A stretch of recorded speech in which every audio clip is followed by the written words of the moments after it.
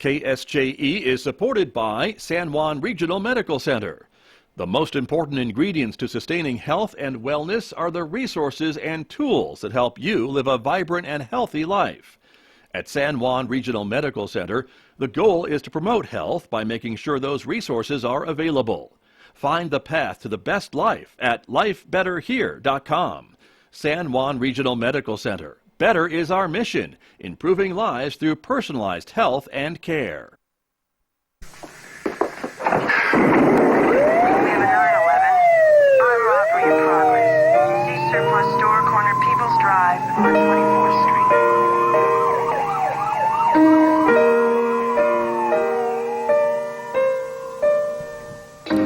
Welcome to the Cop Shop with FPD. I'm Shanice Gonzales, the Public Information Officer, and with me as always is Chief Hebbe. How are you, Chief? Good. How are you, Shanice? I'm good. Ready for the weekend. Yes, and it's already late July. Yes. So that is surprising. Mm-hmm. I don't know where the month went, but we're almost to football season, so that's good news. Oh, so good news. I know you're Can't waiting wait for it. football. Packers started training camp on Wednesday. It was very exciting seeing them on the field again. I'm cautiously optimistic this year, and Scott, I think Buffalo is going to be in it again. They should be. Should be, right? Yeah. Still got Josh. Yeah, exactly. Got Josh, got hope. Right. And Janet's even got some hope this year. Aaron Rodgers is playing for the Steelers for his final year. So we've had some internal fighting because when Aaron went to the Jets, I watched all the Jets games. I still loved Aaron. It didn't go great, but Janet did not watch any of the Jets games. Aaron was dead to her. And now Aaron's a superhero, and he's back with the Steelers, and we're going to watch him. So we have had all sorts of internal arguments. You had a bigger house.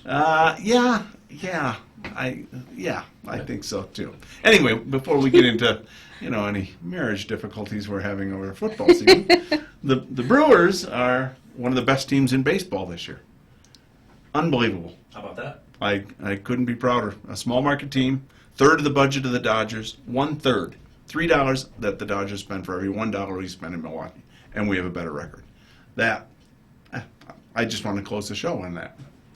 I brought it up too soon. We'll bring it up again. Hit me again on that. Okay. I didn't even know you watched football or baseball. I don't watch a ton of baseball, but I watch the Brewers. I'm a complete homer. Brewers have been, they've never won it. They've only been to the World Series once in my entire life, and probably will never go again. But I watch them. So you got to root for them. They're like Buffalo. There you go. Same. Small market team. Yeah, sure. So we've had a busy summer already.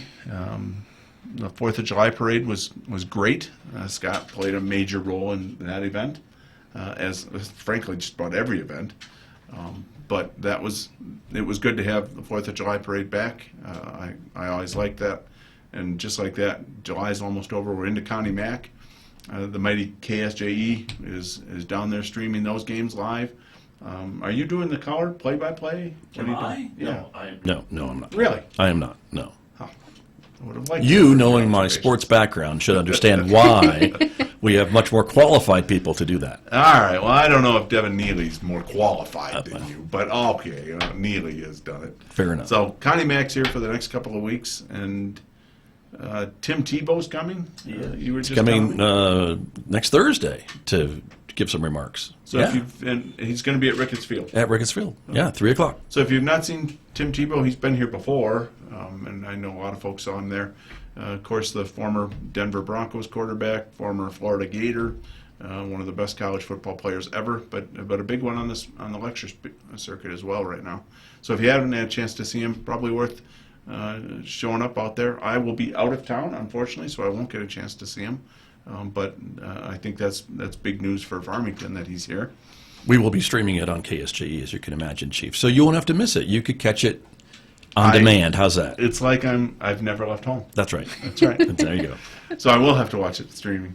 We also have the new Mormon temple is opened and has begun tours for the public. Those tours go through August 2nd, and Janet and I were able to go out and kind of walk through, and they do a nice tour of it. It's actually very interesting to see, how they constructed this and what it's for, and what some of the rooms are for, and So you said you were going to try and get out there, Shanice? Yes, it's been on my calendar. I just know that it's so crazy right now, so I'd like to be able to find a date that it's less busy and I can just kind of drop in and drop out.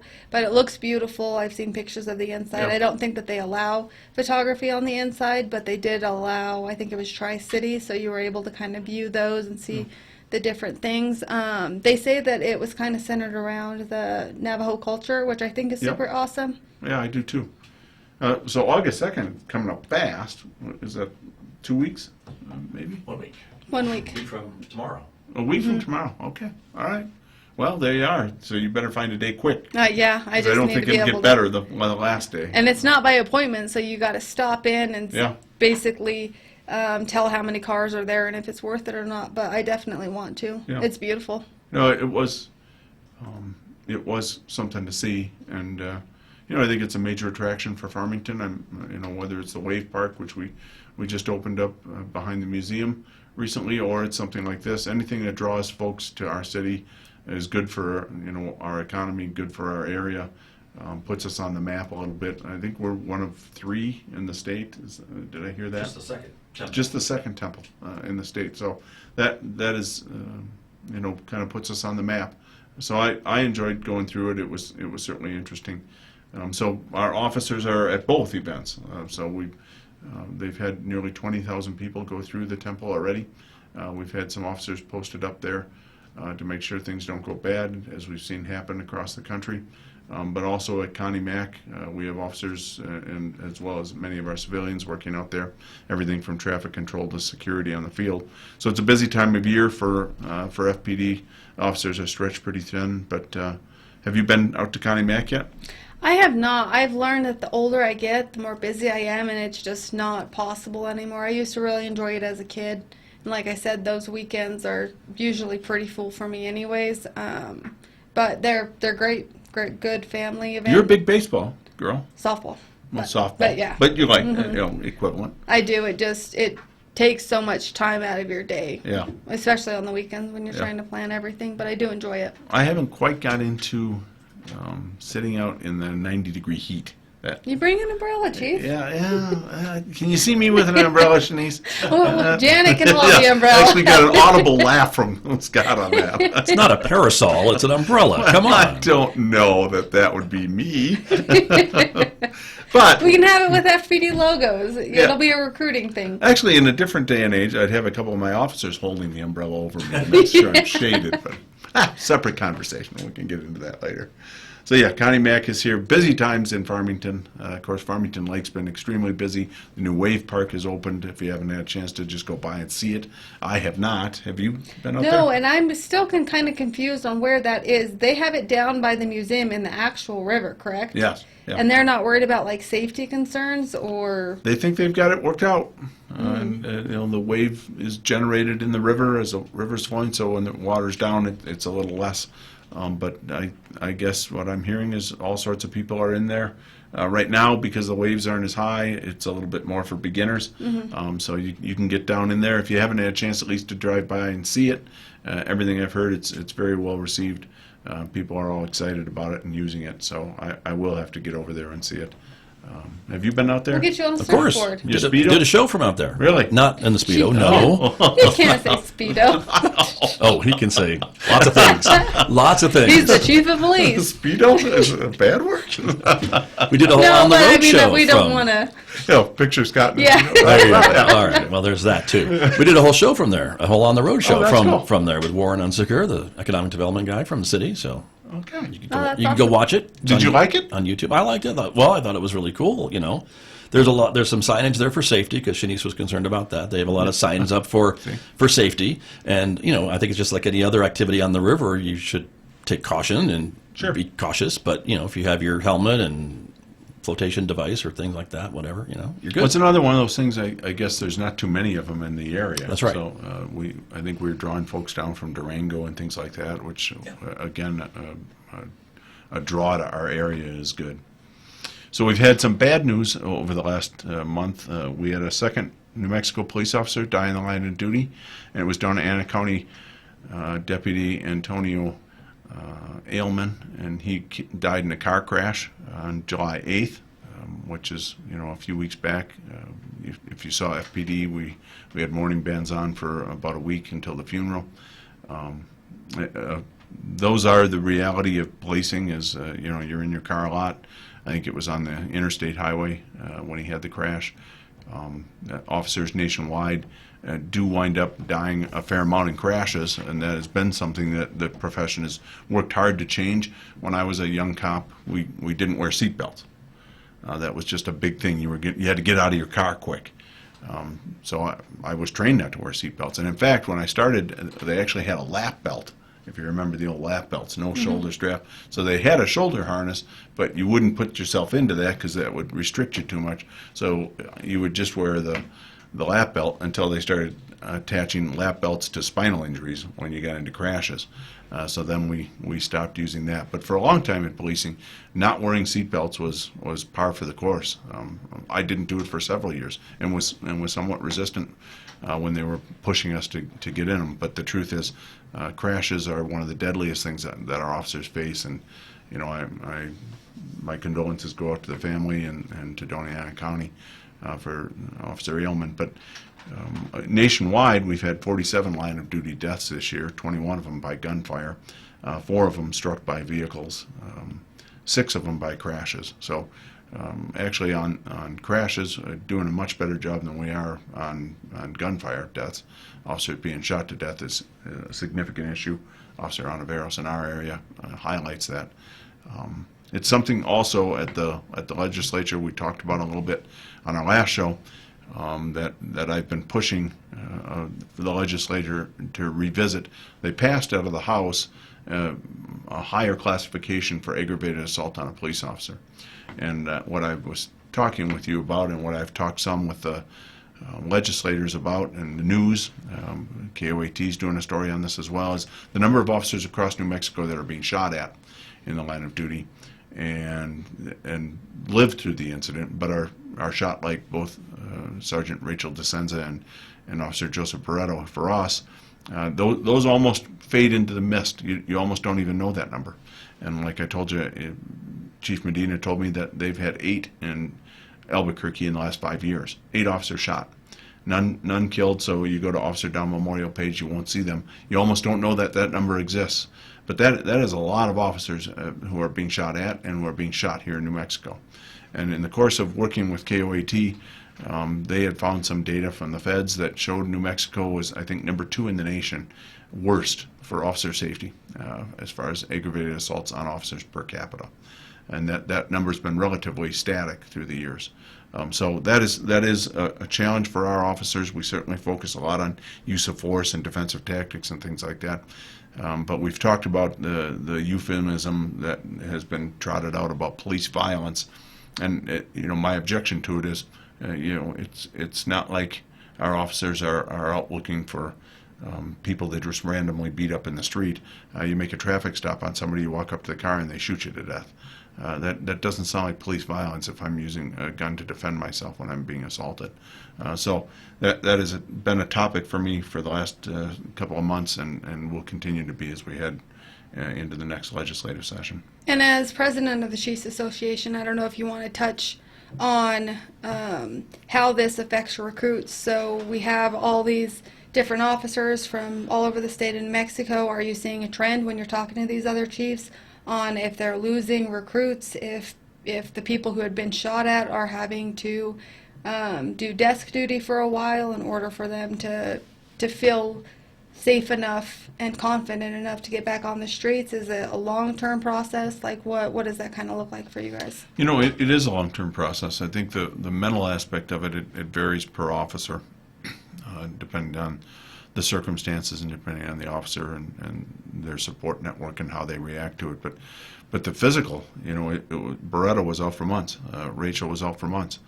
And some of the officers never come back from these incidents. So it also does impact recruiting and retention. So within days of Officer Ontiveros being killed, We lost a couple that came in and said they've actually reconsidered. They've talked with their families. They're going to withdraw from the process to become a police officer. And I actually understand that. I'd rather they actually have those conversations on the front end, and then now you've been in the job 3-4 years, and it dawns on you that this might happen and that it's something you don't want to face. So there is an impact. The other aspect, which I talked about a little bit, is when the legislature doesn't even hear the bill, much less pass the bill, you're sending a message. We're sending a message when we have officers that are 8 and 5 years in Albuquerque is just ridiculous. That's like 1.2 officers per year is shot in Albuquerque. How we're living with that, I'm not quite sure, but we actually are. And then you send the message to officers, hey, we've got your back so much that we don't even bother to listen to the bill. If people are attacking you, that's not something we're going to deal with. And I actually just loathe that message. Because the one thing that our officers should expect, and it isn't even just an expectation, they should be able to demand it, is that we are going to back our officers. And if people are attacking them, they are going to go to jail, period.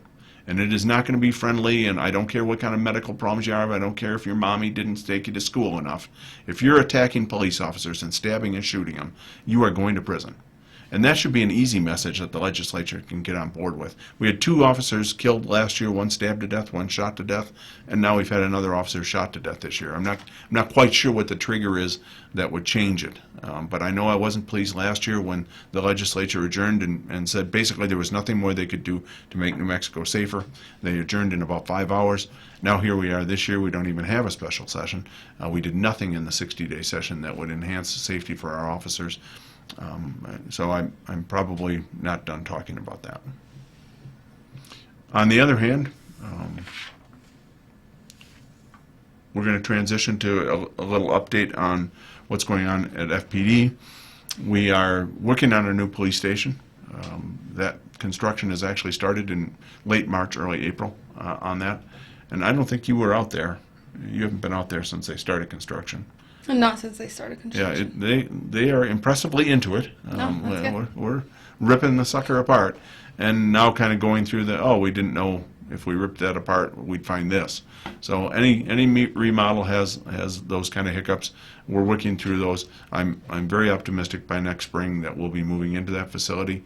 That is not a small event for FPD. It'll be a 50-year building.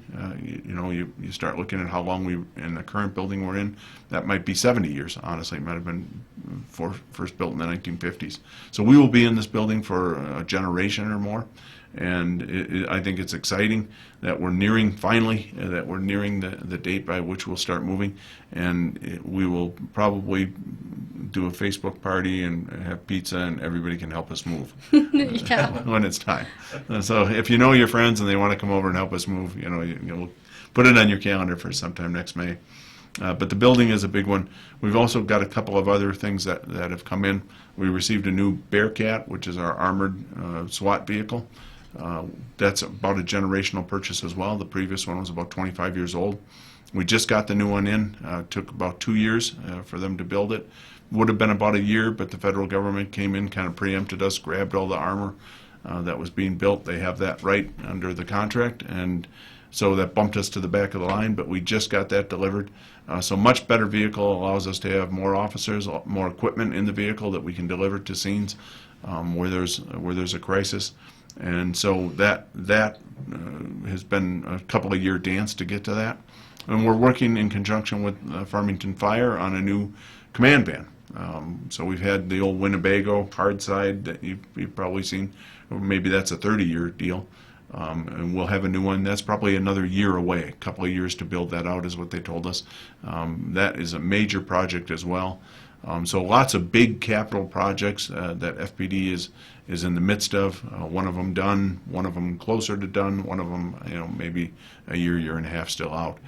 But all of that will be basically the rest of our officers' terms of their career. That'll be the vehicles that they have, the building that they're in. So that's exciting. That is exciting.